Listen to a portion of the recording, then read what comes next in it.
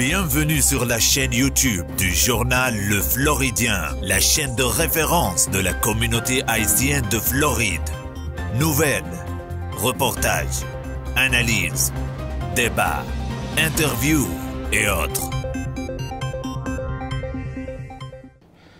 Mesdames et messieurs, bonjour, bonsoir, dépendamment de l'heure à laquelle vous nous suivez ou que vous soyez. Bienvenue à tous dans cette édition de votre magazine d'information. Merci de nous rejoindre à ce rendez-vous hebdomadaire. Je suis Dessalines Ferdinand sur le plateau pour la présentation de cette édition du jeudi 7 mai 2020.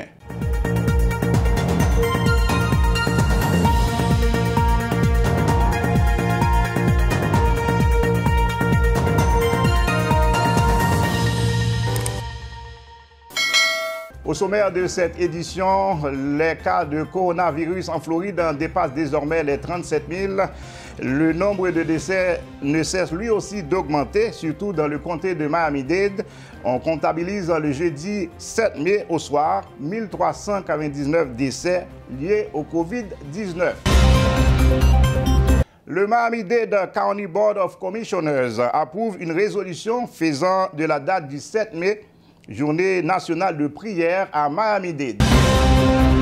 Le secteur de l'entertainment haïtien durement affecté par le COVID-19, Gérald Firmin, plus connu sous le nom de Calico, gérant responsable du club Hollywood Live, un établissement très fréquenté par les fêtards haïtiens, nous donnera son point de vue sur la situation. Mesdames et messieurs, ces principaux titres et d'autres encore vous seront développés à cette édition. Nous observons une pause. À tout à l'heure. If you want guaranteed big results in a short amount of time and your business is targeting Haitian consumers, you need to advertise with Le Floridien. Le Floridien is South Florida's most read Haitian newspaper with the largest circulation in Miami-Dade, Broward, and Palm Beach counties. Le Floridien is an independently owned free Haitian newspaper established in 2001 that comes out the 1st and 15th of every month. Keep up to date with the latest community news, political news, entertainment, sports, and social events in the Haitian community. Learn more at LeFloridien.com. That's LeFloridien.com. Or call 305-610-7481. 305-610-7481. Vous suivez le magazine d'information en ligne du journal Le Floridien, édition du jeudi 7 mai 2020. Voici à présent le développement des principaux titres annoncés. Le COVID-19 continue sa progression en Floride. Le ministère de la Santé de l'État a signalé pour la journée du mercredi 6 mai 2020 542 nouveaux cas positifs et 72 décès, ce qui porte le nombre total des cas positifs à plus de 37 000 alors que le nombre de morts dépasse 1400. Le sud de la Floride reste l'épicentre de la pandémie dans l'État, avec 59% des cas répertoriés. Miami-Dade et Broward occupent la tête de ce triste podium des régions les plus affectées, avec respectivement 13 224 et 5 492 cas confirmés. Ces deux comtés concentrent également le tiers du nombre de décès dans l'État de Floride liés au COVID-19, avec un bilan de presque 600 décès à eux deux, talonné de près par le comté de Palm Beach qui a recensé 156 décès. Fort heureusement, on commence à percevoir quelques signes positifs, notamment au niveau des hospitalisations qui ont chuté à 603 mardi dernier à Miami-Dade, soit le chiffre le plus bas depuis un mois. Malgré cela, Miami-Dade, Broward et Palm Beach doivent se contenter d'un léger assouplissement des mesures de confinement instaurées début avril, alors que le processus de réouverture progressive a été entamé lundi dernier dans d'autres comtés de l'État de Floride. Les marinas et les parcs et les terrains de golf ont rouvert la semaine dernière, mais des exigences telles que le maintien d'une distance physique de 6 pieds entre les personnes, ainsi que le port obligatoire de masques. Sur le plan national, les États-Unis comptent désormais plus de 1,25 million de cas confirmés et 74 581 décès jusqu'à la soirée du mercredi 6 mai, soit le plus lourd bilan à l'échelle mondiale. Selon les projections de différents experts, le pays pourrait atteindre le cap de 100 000 morts dès le mois de juin. Beaucoup redoutent qu'un déconfinement prématuré soit de nature à engendrer une deuxième vague de contamination. Autre point, mesdames et messieurs, selon une note de presse qui nous est parvenue, le Miami-Dade Board of County Commissioners a approuvé le 5 mai dernier la résolution du commissaire du district 13, Esteban Steve Bovo, reconnaissant la date du 7 mai 2020 comme journée nationale de prière à Miami-Dade. La journée nationale de prière est reconnue par la loi fédérale. Elle fait obligation au président des États-Unis de publier chaque année une proclamation désignant le premier jeudi du mois de mai comme journée nationale de prière, journée durant laquelle les gens peuvent se tourner vers Dieu pour des séances de prière et de méditation, notamment dans les églises, que ce soit en groupe ou de façon individuelle. Rappelons que la journée nationale de prière a été promulguée par le président Harry Truman en 1952. Depuis lors et jusqu'à nos jours, elle a été signée chaque année par les différents présidents successifs. La pandémie du coronavirus a causé mondialement une situation d'urgence sur le plan sanitaire et continue de causer également de grandes inquiétudes, des moments d'incertitude, de douleur et de souffrance à travers le monde et dans le comté de Miami-Dade, a déclaré le commissaire Bovo, rajoutant qu'au cours de ces événements sans précédent, parfois les gens recherchent de l'espoir, de la force et un bien-être mental à travers prière et méditation. Les Haïtiens vivant aux États-Unis font présentement face à de sérieuses difficultés économiques causées par le COVID-19. Beaucoup ont perdu leur emploi et se retrouvent du jour au lendemain sans source de revenus. Mais en dépit de tout cela, ils se sont montrés très concernés par la situation socio-économique très précaire de leurs proches restés en Haïti et font tout ce qui est en leur pouvoir pour continuer à leur venir en aide. Samedi dernier, notre caméra s'est baladée dans les rues de la ville de North Miami et le quartier de Little Haiti, où se trouve une forte concentration d'entreprises haïtiennes. L'idée, c'était d'observer ou encore pour voir comment nos concitoyens appréhendent cette période de crise inédite. Quelle ne fut notre stupéfaction de constater plusieurs files d'attente devant les agences spécialisées dans les services de transfert d'argent vers Haïti. Nous avons voulu approcher plusieurs compatriotes pour comprendre les raisons derrière cet élan de solidarité indéfectible, alors qu'eux-mêmes traversent un moment particulièrement difficile sur le plan économique. Beaucoup n'ont pas voulu s'exprimer face à notre caméra. Toutefois, nous avons réussi à recueillir le témoignage de ce citoyen. Voici les images, mesdames et messieurs. Oui, mais si je joue même l'État qui a aidé, je peux manger. Je peux aider des familles qui ne peuvent pas faire, parce que je ne peux pas côté où je joue. Et si c'est un bail pour un monde prend, la petite de vivre, depuis si on a un goût, yo ka manger 50, yo ka voyer 50 dans la famille yo supporter li parce que si vous t'as passé autant de un monde qui boit ici là, famille tombe et mourir grand goût. Ou a dit mon cher. Ça mon n'a réglé. Vous comprenez? Vous comprenez mais qui met ça ou t'a vrai ba tout l'autre haïtien qui boit ici pour ta continuer supporter moun la caillou. Bon, je ne peux pas dire supporter, non, mais si volonté est vrai, parce que si c'est haïtien, oui. Il y a tout tourné là. Si vous courez derrière, c'est Haïti au Brali.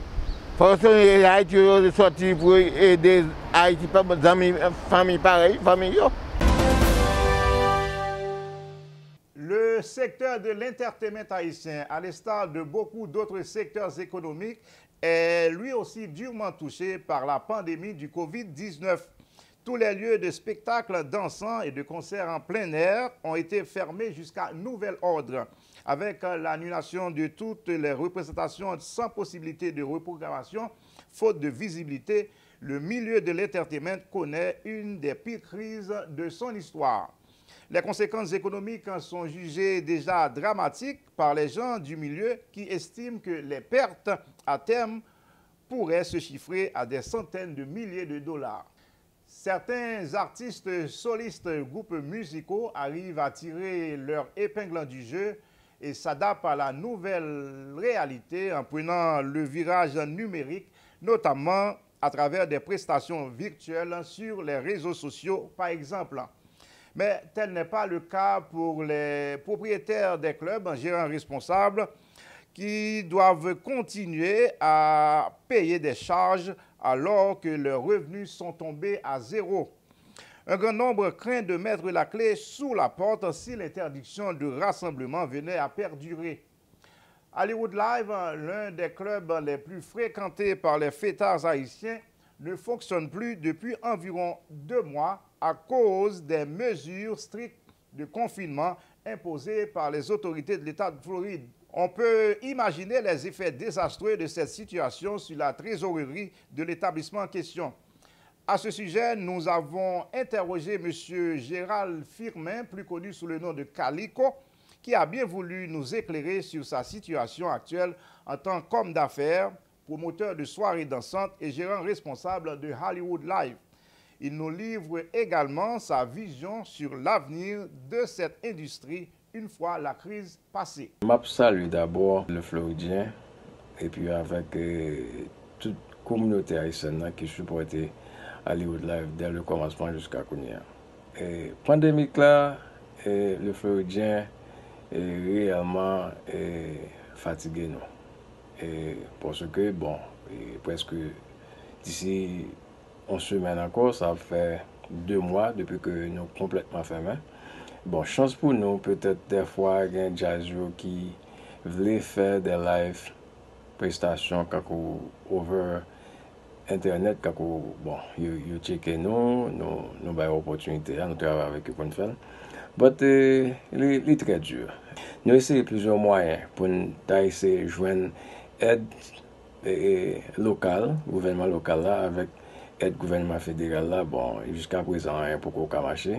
Jusqu'à présent, c'est ça qui fait que nous avons récolté, qui fait que nous l'avons toujours. Et c'est grave. Et concernant le retour à la normalité pour business ça, je pense que c'est business ça, j'en dis à cap retourner quand on ouvert en dernier, parce que à cause de espace que on m'a demandé pour nous respecter, etc. Et bon, même beaucoup elle, me suivre nouvelles chaque jour en pile.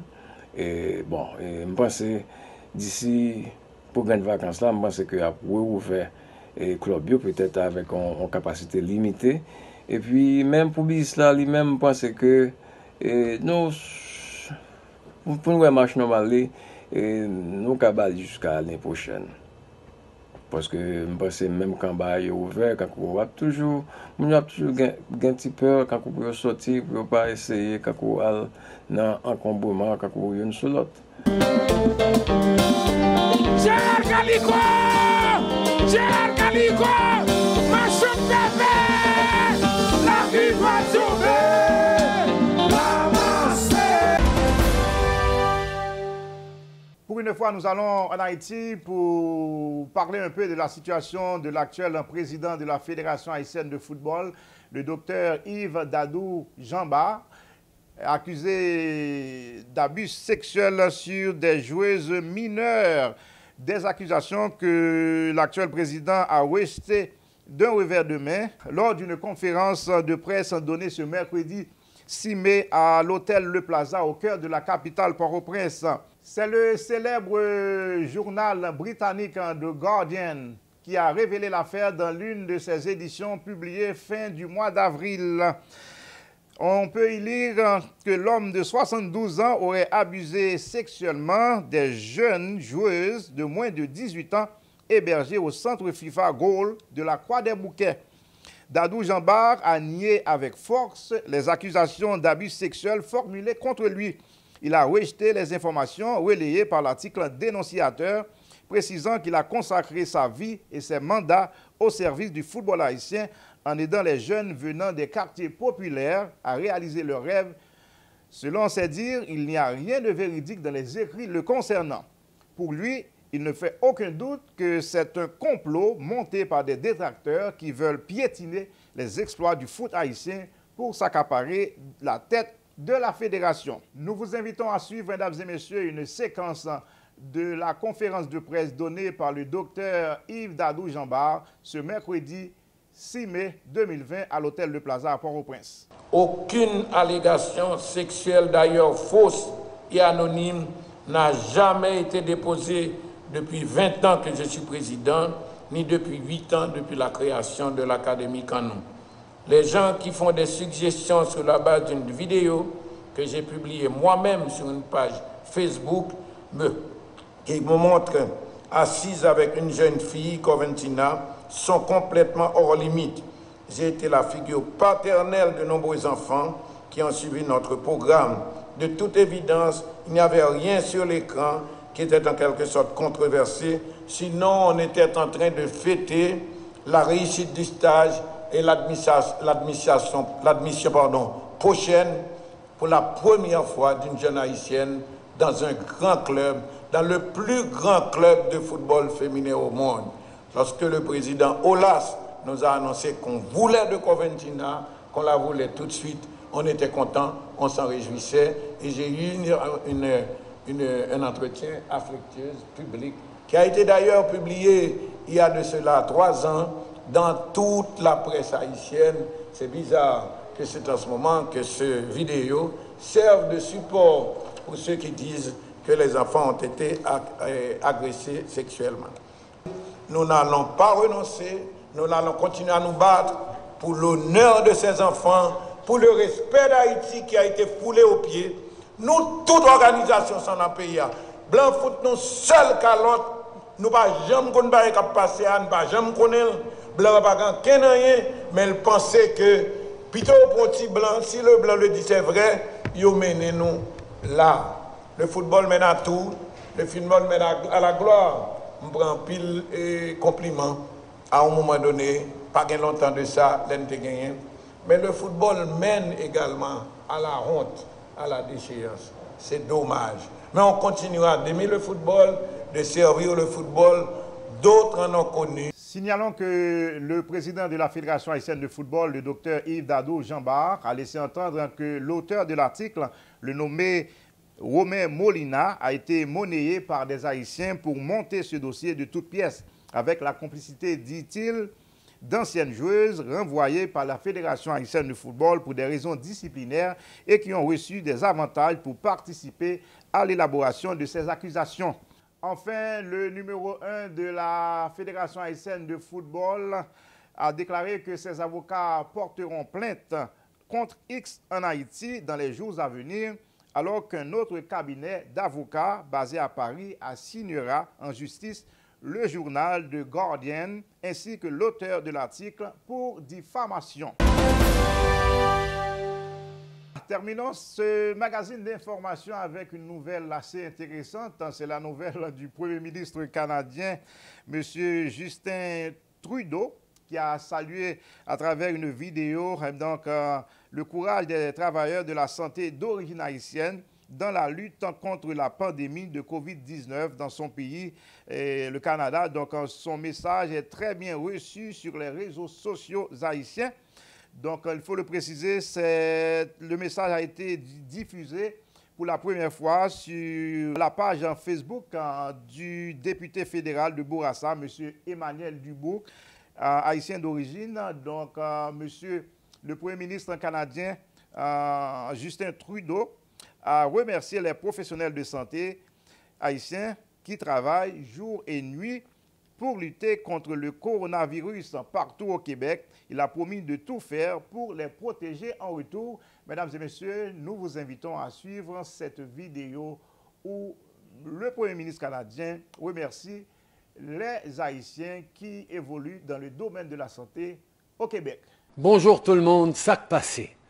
En ce moment même, partout au Québec, des travailleurs de la santé d'origine haïtienne travaillent jour et nuit pour lutter contre cette pandémie de la COVID-19. Ces travailleurs sont des médecins, des infirmières, des préposés et bien plus encore. Alors j'aimerais prendre un instant pour leur dire merci au nom de tous les Canadiens qui sont tellement reconnaissants. À chaque jour, ils s'exposent à des risques pour assurer notre santé et notre sécurité. Ils représentent vraiment ce qu'il y a de mieux au pays. Permettez-moi maintenant de m'adresser directement à ces travailleurs. Je sais que vous faites de très longues journées de travail, mais sachez qu'on est là pour vous. On travaille fort pour vous protéger comme vous le faites pour nous. Merci encore pour tout ce que vous faites. Avez-nous marché, Quimbe Palagé. Voilà, ici prend fin l'édition de ce jeudi 7 mai 2020. Ici Dessalines Ferdinand. Merci d'avoir suivi ce magazine d'information.